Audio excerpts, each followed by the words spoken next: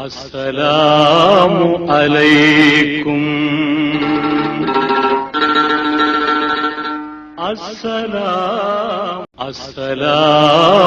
அலைக்கும். அஸ்ஸலாமு அலைக்கும் வரஹ்மத்துல்லாஹி வபரகாத்துஹு.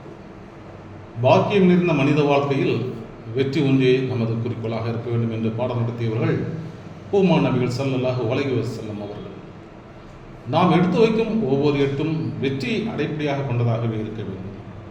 நாம் போகிற பாதையில் எல்லா வகையிலும் நாம் உயர்வடைய வேண்டும். நமது வாழ்க்கையில இலக்கு என்பது அழகாக இருக்க வேண்டும் என்றார்கள் நபிகள் நாயகம் ஸல்லல்லாஹு அலைஹி வஸல்லம் அவர்கள்.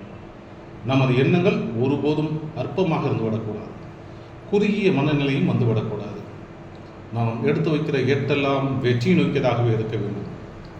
உலகளாவிய வாழ்வாதாரத்தை தேடி வைக்கும் எட்டுகளானாலும் சரி, வல்லோனை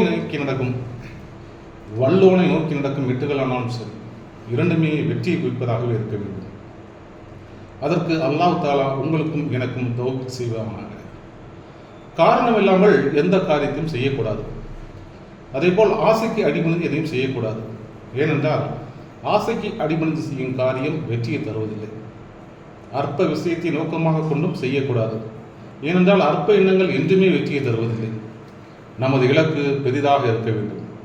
ஏனென்றால் தரமான விசாலமான விஷயத்தை மாத்திரமே அல்லாஹ் நேசிக்கிறான். உயர்வான காரியத்தையே அல்லாஹ் நேசிக்கிறான். எப்போதுமே நீங்கள் உயர்வாக இருக்க வேண்டும். உயர்வை நோக்கியே பயணிக்க வேண்டும். அல்லாஹும் அப்படியே பிரியப்படுகிறான். இங்கே யாரும் யாருக்கும் தாழ்ந்து விடவில்லை. யாரையும் யாரும் தாழ்த்தும் நிலையில் வாழ்ந்துவிடக்கூடாது. அப்படியான ஒரு வாழ்க்கையை அல்லாஹ் உங்களுக்கும் எனக்கும் தௌஃபீக் செய்வானாக. இந்த உலகத்தில் 1000 நடக்கலாம், 1000 பேர் 1000 பேசலாம். நம்மை குறைத்து பேசுபவர்களும் இருப்பார்கள், உயர்த்தி பேசுபவர்களும் இருப்பார்கள். அதையெல்லாம் பொருட்படுத்தவே கூடாது. ஆனால் நமக்கென்று ஒரு இலக்கு இருக்க வேண்டும். அந்த இலக்கை நோக்கி நமது பயணமும் இருக்க வேண்டும். அந்த பயணம் வெற்றி காண வேண்டும். இஸ்லாத்தை பரப்புகையில் எம்பெருமானார் படாத பாடு உண்டா? கௌஃபாவில் தொழுது கொண்டிருந்த போது அபுஜஹலின் தூண்டுதலால் ஒட்டகத்தின் கொள்ளை அவர் மீது வீசியிருந்தனர். நம்பிகளை பைத்தியக்காரன் என்றார்கள், சூனியக்காரன் என்றார்கள், பொய்யாக பழி சுமத்தி வசைப்பாடினார்கள்.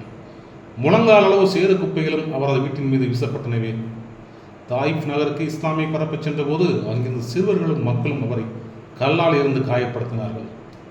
3 ஆண்டுகள் சீஃப் ஆஃப் தாலிப் பள்ளத்தாக்கில் எந்தவித தொடர்புமின்றி உணவுப் பொருட்களுமின்றி ஒட்டுமொத்த சமூகத்தால் தனிமைப்படுத்தப்பட்டு பட்டினி கிடந்தார்கள் என்பருமானார். அத்தனை சோதனைகளையும் வென்று இஸ்லாத்தையும் பறக்கும் தனது இலக்கில் முழு வெற்றி இருந்தவர்கள் தான் என்பருமானார் நபிகள் நாயகம் ஸல்லல்லாஹு அலைஹி வஸல்லம்.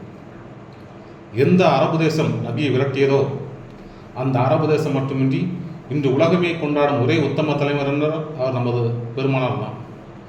அவரது வழித்தோன்றலான நாமும் அவர் காட்டிய பொறுமை, நிதானம், நேர்மையான வழிகளை கடைபிடித்து நமது இலக்கினை வெற்றி கொள்வோம். அதற்கான தௌஃபீக்கை அல்லாஹ் தஆலா நமக்கு தந்தல்வனாக. ஆமீன். அஸ்ஸலாமு அலைக்கும் வரஹ்மத்துல்லாஹி வபரகாத்துஹு.